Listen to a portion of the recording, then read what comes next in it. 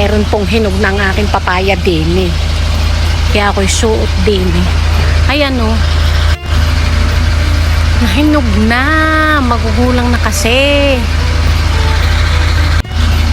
Kukunin na natin. Ayan. Hahaha. Nakuha ang papaya. Ah. Meron din na rin isa kaya lang bulok at saka maliit.